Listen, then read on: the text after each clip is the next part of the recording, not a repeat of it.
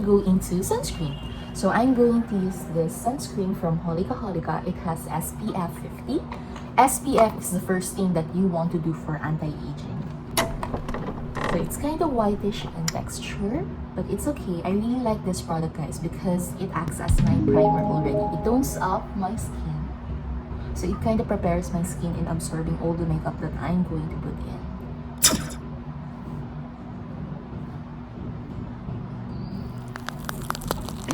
Next, we're going to go into another sunscreen.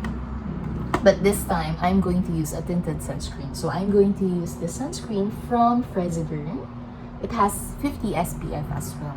Although it doesn't add up na pag 50 yung SPF ko from Holika Holika, 50 din to 100 na siya.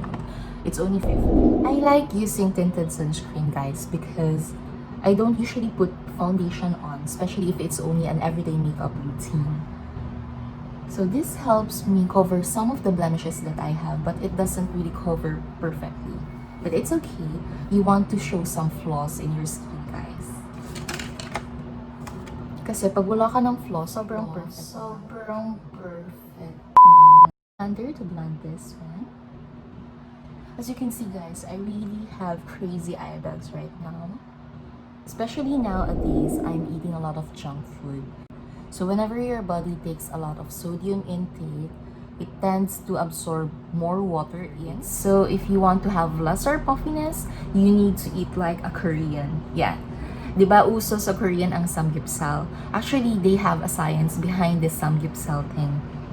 Na they eat vegetable together with the meat because they believe that if they combine these two, mas nadadigest ng katawan mo yung meat properly. A study says, guys, that you need 4 times more potassium compared to your sodium intake para mag-balance yun sa katawan mo so your body won't be absorbing too much water retention. So after the sunscreen, I'm going to moisturize my eyes now. So I'm going to use this Mauve Tears. This is an oil-based lubricant because I have evaporative dry eye. So for dry eye, we have 2 types. Evaporative dry eye, or what you call as the qualitative dry eye, or the other one is the quantitative dry eye. So it depends on what layer of your tear film is juice. Kasi ako, I've been using contact lenses for 2 decades now. So my tear film is really broken already. So you really need to hydrate your eyes more often, especially now we're living in this digital world where everything around us is UV, UV, and UV. So if you have a lot of screen time, guys, make sure to moisturize your eyes because the UV absorbs all the moisture coming from your eyes and it makes your eyes really, really dry. So di ba minsan nag-red pa yung eyes natin because when your eyes are dry, the cornea has a lot of nerve endings there and the white part is called the sclera. So it has a lot of blood vessels there. So if your eyes are really dry, lumalabas yung blood vessels mo. That's why you have red veins over there because they want to get oxygen from the environment. That's why you have to moisturize your eyes really well or else it would get really irritated. So I'm going to explain to you the layers of the tear film, but first I'm going to show you my powder. So I learned this from Albert Corneawan. He had a video with Heart Evangelista and he used this to finish off the baking, especially after using eye drops on. I'm going to explain to you the layers of the tear film. So yung tear film natin has 3 layers. It has the mucin layer, it has the aqueous layer, and the oily layer. So the mucin layer is the one that acts as a velcro to hold the water layer and the oily layer in para hindi siya mag-fall off. The water layer is there to moisturize your eyes and the oily layer is there to keep the water from your eyes dehydrated. So para hindi mag-evaporate yung water layer, the oily layer needs to be there. But since I'm using contact lenses for several years already, so nasira na niya yung texture ng tear film ko. That's why you have to know the right type of lubricant for you. We have lots of lubricant artificial tears in the market, but you need to have your eyes evaluated by your eye doctor first before you use those brands para alam mo kung ano yung pinaka-effective sa'yo. Because sometimes, when you use a wrong type of lubricant, it tends to become really irritating. Ang hapde niya sa eyes. So you have to choose the right type for you. Next off, we're going to go straight into eyeshadow.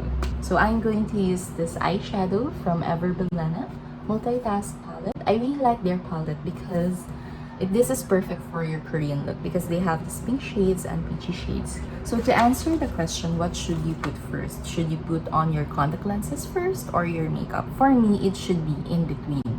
Put first all the powdery products, especially your eyeshadow, because most of the eyeshadows are powdered form. So sometimes, when you put it on your eyes, yung ibang eyeshadow pumapasok sa loob ng eyes mo. So some makeup debris falls inside your eyes. What happens if you try to put on your contact lenses first before putting on your makeup? So I'm going to use another pink shade. So this is an everyday makeup look lang. So very light lang yung eyeshadow natin. You want to put a little below. So after eyeshadow, guys, I use another lubricant. So I use this Optix.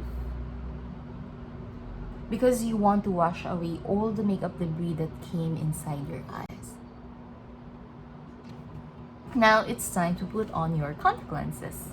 For the contact lenses, we have several types of modalities. You have the daily disposable ones, you have the monthly disposable ones, and you have the extended wear. The extended wear, you could wear it up to 6 months or up to 1 year, depending on the condition of your eyes. If your eyes are too dry already, don't go with the extended wear. It would really suck up all the moisture coming from your eyes. So remember guys, contact lenses is made of plastic. That's syempre ang daily disposable because it is the cleanest of all 3 modalities. So it depends on you actually. So my personal brands are this one. So for the colored contact lenses, I'm using Optix colors. So kung gusto mo magmukhang artista, most of the artists use this brand. If you want that natural look, go with the honey colors. Makikita mo yung grade ko mataas. I also go with this one. So this is the extended wear. This is from Seasons. Yun lang, unfortunately, for the colored contact lenses, there is no available colored contact lenses yet in the market that has astigmatism. And if you have really high astigmatism, go with the toric contact lenses. So for me, I have nearsightedness and astigmatism. Although tiis ganda lang ako, kaya nasusuot ko yung mga colored contact lenses. But if you really want to have that perfect vision on your contact lenses, go with the toric contact lenses. So my personal brand is this one. This is from Avaira. So makikita mo yung difference ng grado ko here. So right now guys, I'm using Optix Colors Gray. So this is the one with the colored contact lenses. This is the eye that has no contact lenses yet. I just want to show you guys the difference between the colored one and the clear one. So I'm going to put my contact lenses on my right eye. So remember guys, to always buy your contact lenses with your eye care professionals only. Be careful with those online sellers because I have a patient before na bumili ng contact lenses online and nagkaroon siya ng corneal ulceration kasi ang sabi nung seller sa kanya, pwede daw niya ma-extend yun up to 1 year. When I look into the blister pack, it's only good for 1 month. You have to choose wisely your contact lenses. You have to know the base curve, you have to know the lens diameter, the right type of contact lenses material for you para safe siya gamitin sa eyes mo. Remember, you only have 2 eyes. And our eyes are the windows to our body and to our soul. So you have to take good care of it. Alright, now we're going into eyeliner. So for eyeliner, I prefer using liquid eyeliner. So I'm going to use this Revlon liquid eyeliner kasi yung gel type and pencil type eyeliner, they have bigger molecules. So tendency is they tend to cover up the lid margins. So when you're using eyeliner, dito lang sa taas ang lagay.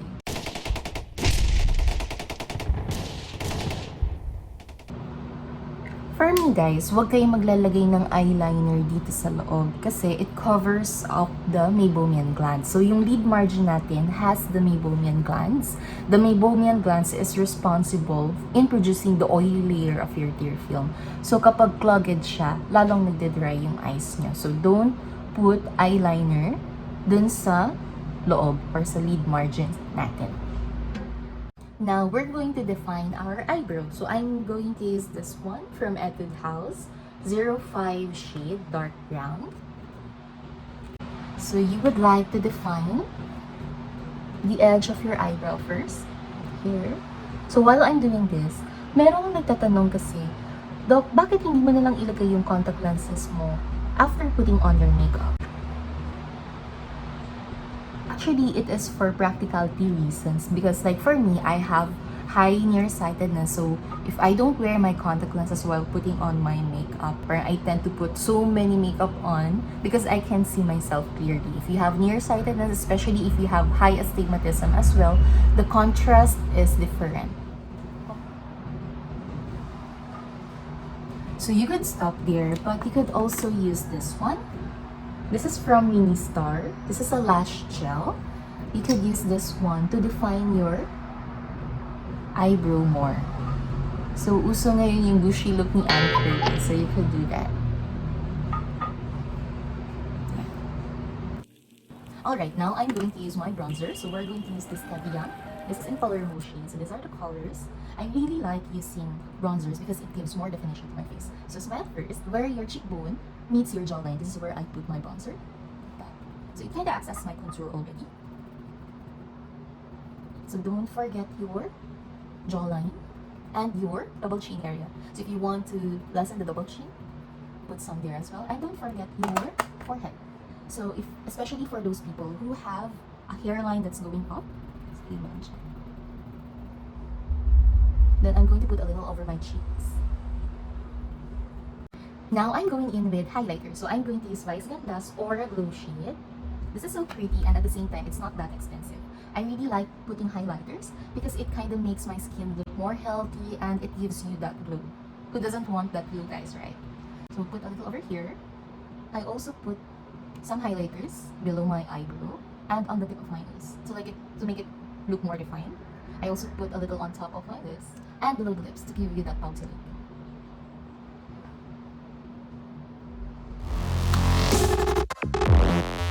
We're almost done, guys. So next is blush. The blush that I always reach out for is from Colourette Cosmetics.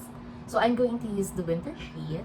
I really like their product, guys, because this is oil-based and it blends really well. I use this one together with my beauty blender because since I have acidic skin, if I put the brush directly on my face, the product will get busted. So tinry ko kasi before, yung brush nilagay ko directly on my face. Ang baho na niya after several usage. So yeah, I'm going to use this beauty blender to blend it. And I'm going to use my fingers to blend it faster. So we want that drunken blush look. Kaya nilalagay natin siya over the nose as well. So to complete my look, guys, I'm going to use this Lippie from Happy Skin. This is what they call as the Shut Up and Kiss Me Lippie.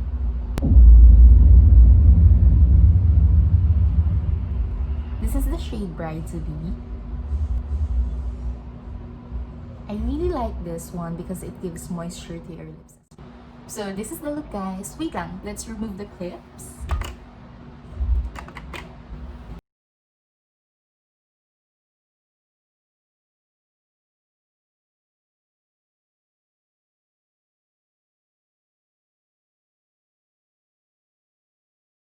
You learned a lot from this episode. So if you love it, please do like and subscribe and watch out for my videos. Thank you, guys, and see you soon!